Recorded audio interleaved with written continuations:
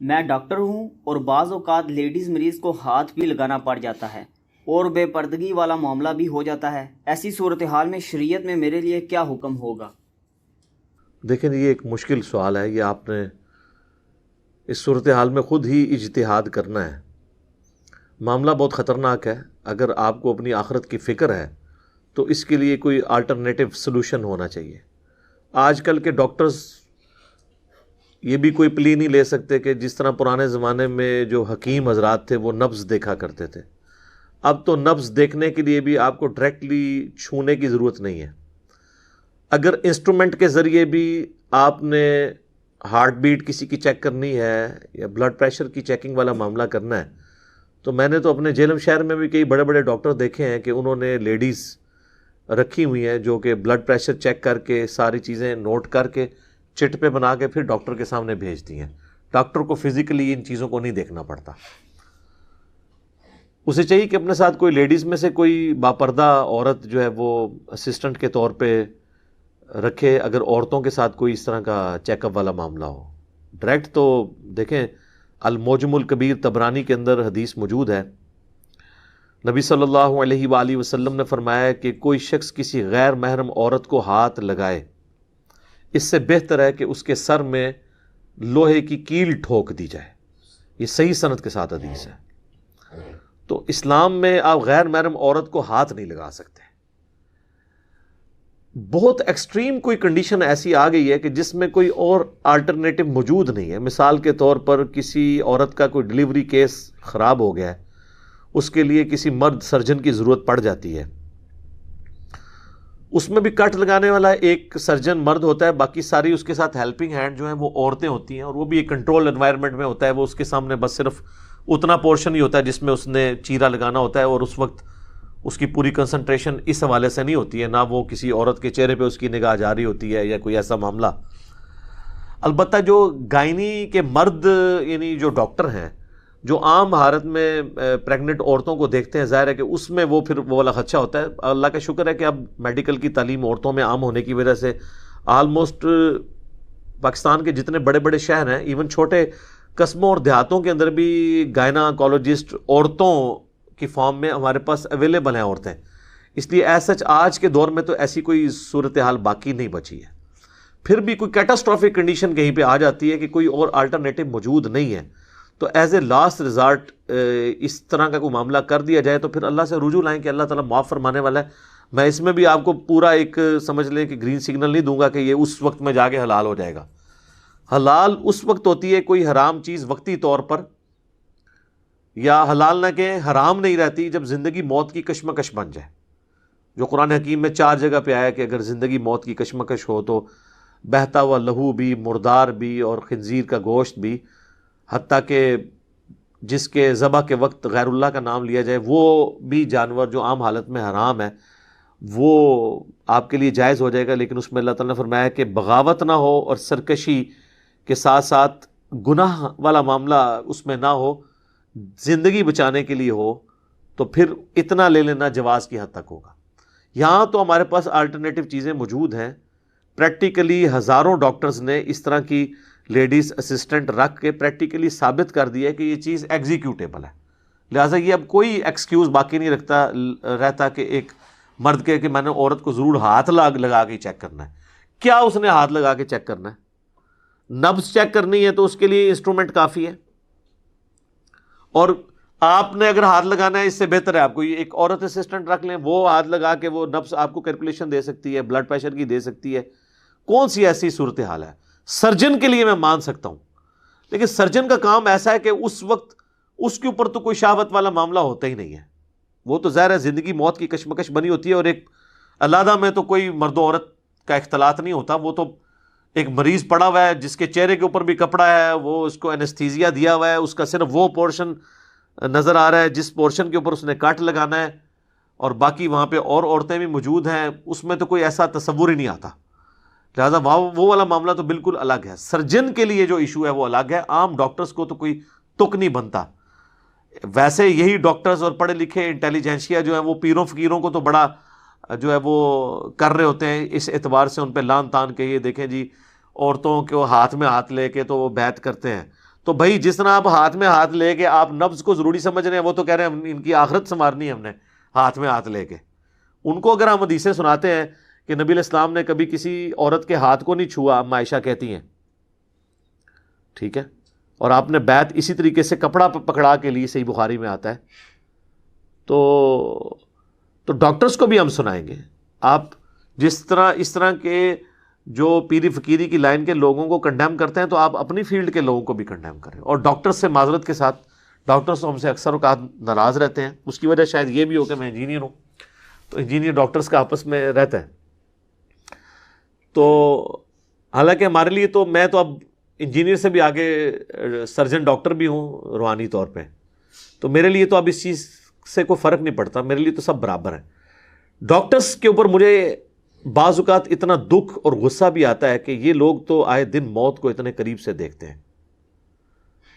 اس کے باوجود اکثر ڈاکٹرز کی فرونیت، حرام خوریاں یہ ختم نہیں ہوتی ہیں. اور بے حیائی کا طوفان بدتمیزی جو انہوں نے ہاسپٹلز کے اندر برپا کیا ہوتا ہے، جو آئے دن ہمارے میڈیا کے لوگ ان کے سکینڈلز ایکسپوز کرتے رہتے ہیں. حیران کن بات ہے، جو شخص موت کو اور اتنے بڑے بڑے مریضوں کو اپنے قریب سے دیکھے، ان کی کس پرسی کی حالت، اور اسے اپنی موت یاد نہ آئے، اور وہ دیدہ دلیری کے ساتھ سارے معاملات کر جائے، تو یہ بڑی حیران کن بات ہے. ایسے لوگوں کو تو اکیلے میں بیٹھ کے رونا چاہیے کہ ان کے دل اتنے سخت ہو چکے ہیں کہ موت کو اتنا قریب دیکھ کے، اتنے لا علاج مریضوں کو دیکھ کے جو عبرت کا نشان بنے ہوتے ہیں، ان کو کوئی عبرت نہیں آتی ہے، ان کی ایکٹیویٹیز میں کوئی فرق نہیں پڑتا. یہ جو چمڑیاں اتار رہے ہیں اسی طریقے سے اتار رہے ہیں. پریکٹیکلی اکثریت تو ڈاکٹرز کی ڈاکو بنی ہوئی ہے، ڈاکٹر ڈاکوز بنے ہوئے ہیں. اللہ ماشاء اللہ اچھے لوگ بھی ہیں ان میں یہ نہیں کہتا، کیٹاگوریکل یہ بات نہیں کرتا. اور جو اچھے لوگ ہیں اگر آپ ان سے ہی جا کے پوچھ لیں نا، وہ تو ڈاکٹرز ہیں نا، وہ تو ڈاکٹرز کے ہمدرد ہیں. جو اچھے ڈاکٹرز ہیں ذرا ان سے پوچھیں تو وہ بھی اسی طریقے سے گفتگو کریں گے کہ جی اکثریت تو ساری ڈاکو ہے، چور ہے. وہ ڈاکٹر ہو کے بھی خود کہہ رہے ہوں گے ڈاکٹرز کو چور، تو ان کی بات کو تو مان لینا چاہیے نا. تو آپ ذرا پوچھ لیں، جو اس طرح کے خدا ترس ڈاکٹر ہر جگہ موجود ہیں، جن کی بڑی نامنل فیس ہوتی ہے، غریبوں کو ویسے بھی چھوڑ دیتے ہیں، آپریشن بھی فری کر دیتے ہیں، اور کوشش کرتے ہیں کہ وہ ایسا رویہ رکھیں مریضوں کے ساتھ کہ غریب آدمی بھی جا کے علاج کروا سکے، اس کے لیے مشکل نہ ہو جائے. تو لہٰذا میں کبھی بھی ڈاکٹرز کے لیے نہیں ریکمینڈ کروں گا. ڈاکٹرز تو سمجھ لیں کہ اگر یہ دو شعبے ایسے ہیں، ایک ڈاکٹرز کا اور ایک ٹیچرز کا، کہ ان کے جو شعبے ہیں یہ تو سراپا عبادت ہیں. اگر یہ صحیح نیت کے ساتھ صحیح کام کریں، یہ اتنا دین کا کام کر سکتے ہیں، اللہ کا پیغام پہنچا سکتے ہیں جو اور کوئی نہیں پہنچا سکتا. کیونکہ پبلک کا ڈائریکٹ انٹریکشن ہوتا ہے ڈاکٹرز کے ساتھ اور ٹیچرز کے ساتھ، اور ان کو لوگ دیوتا کے طور پہ مان رہے ہوتے ہیں. ابھی بھی آپ گاؤں ایریا میں چلے جائیں، ماسٹر کی کتنی عزت ہے. ماسٹر جی اونچی آواز میں نہیں بولتے، لوگ عزت دیتے ہیں. بوڑھے بوڑھے لوگ ہیں، ان کے ٹیچرز آ جائیں ان کے لیے وہ کھڑے ہو جاتے ہیں کہ یار اس نے ہمیں پڑھایا ہوا ہے. ڈاکٹرز کو لوگ عزت دیتے ہیں. ٹھیک ہے، تو ڈاکٹرز اور ٹیچرز یہ اپنی عزت اویل کروائیں اور دین کا کام کریں، نہ کہ یہ دونوں برائی کی ہماج گاہ بنے ہوں. ٹیچرز کا بھی آپ حال دیکھ لیں، یونیورسٹیز کے اندر کئی ٹیچرز جو ہیں ان کے افیئر چل رہے ہوتے ہیں فیمیل اسٹوڈنٹس کے ساتھ. ہمیں تو فرسٹ ہینڈ نالج ہے، ہمیں تو چیزیں ہر طرح کی ملتی ہیں. بلکہ اگلے دن میرے پاس نجی ملاقات کے لیے آئے ہوئے تھے ہمارے جو موٹیویشنل اسپیکر ہیں. انہوں نے مجھے یعنی ایسی حیران کن بات بتائی کہ میں حیران ہو گیا. انہوں نے کہا کہ جی ججز کے اندر بھی کئی لوگ ایسے ہیں جو فیمیل جو پٹیشنر آتی ہیں، جو بیچاری مظلوم عورتیں، خامدوں سے تنگ یا ظالم عورتیں خامدوں کو بسانے کے لیے، وہ ان کے ہتھے چڑھ جاتی ہیں. اور جج کو اب یہ اختیار حاصل ہے کہ وہ اپنے چیمبر میں بھی بلا سکتا ہے کسی خاص کیس کے لیے. تو وہ اس طریقے سے معاملات کو لے کے چلتے ہیں، اور اس میں بڑے مجرم وکیل بنے ہوئے ہیں. بھائی جڑا کٹو ہی لال ہے. لہٰذا یہ تو آگ پانی والا معاملہ ہے. بخاری و مسلم میں حدیث ہے، نبی علیہ السلام نے فرمایا کہ عورتوں سے بچو. تو کسی نے عرض کی کہ حضور یہ دیور، تو آپ فرمایا دیور تو موت ہے، یعنی دیور کے ساتھ بھی آپ نے پردے والا، ایٹ لیسٹ آنکھوں کے پردے والا معاملہ تو کرنا ہے. تو پردے کی تو بڑی اہمیت ہے. جامعہ ترمذی میں حدیث ہے جہاں دو مرد و عورت الگ ہوتے ہیں تیسرا ان میں شیطان ہوتا ہے. صحیح مسلم میں حدیث ہے نبی علیہ السلام نے فرمایا مجھے تو اللہ نے حکم دیا کہ اگر اچانک نگاہ پڑ جائے تو میں فوراً اٹھا لوں. کتنا خطرناک معاملہ ہے. جب نگاہوں کا یہ ہے تو ٹچ کرنا اور یہ معاملات تو بہت آگے والے معاملات ہیں. لہذا کسی شخص کو یوں گرین سگنل نہیں اس طرح سے کلین چٹ دی جا سکتی کہ یہ ڈاکٹر ہے تو کام چک کے رکھے. ڈاکٹرز کے کتنے اسکینڈلز باہر آتے ہیں. تو میرے بھائی بچ جائیں، جتنا بچ سکتے ہیں وہ بچیں، آپ آخری درجے تک بچیں. جن جن کو فیسلٹی اویلیبل ہے، چاہے کوئی ٹیچر ہے، چاہے کوئی مدرسے کا عالم ہے پڑھانے والا ہے، خواہ کوئی ڈاکٹر ہے، جس کی اپروچ ہے اس اعتبار سے کہ شیطان اسے یوز کر سکتا ہے سیکس کے پوائنٹ آف ویو سے کہ کوئی ایکٹیویٹی وہ پرفارم کر دے یا اس کی نیت کے اندر فتور آ جائے، وہ اس سے میرے بھائی چند قدم پیچھے آ جائے. سیدھی سی بات ہے. ضرورت ہی نہیں اس لیول تک آگے جانے کی اور پھر لوگوں سے مسئلے پوچھنے کی. ویسے تو آپ پوچھیں گے، لوگ کہیں گے خیر ہے جی ڈاکٹر ہے جی، ڈاکٹر سے تو کوئی چیز نہیں چھپانی چاہیے جی. ویسے تو ہماری عورتوں کی حالت یہ ہے کہ وہ تو دکانداروں سے بھی کوئی چیز نہیں چھپاتی ہیں. سارے رشتہ داروں کی برائیاں آ کے دکانداروں سے، کپڑا خریدنے والا ایک دکاندار ہے اس کو اپنے گھر کی سٹوریاں سنا رہی ہوتی ہیں.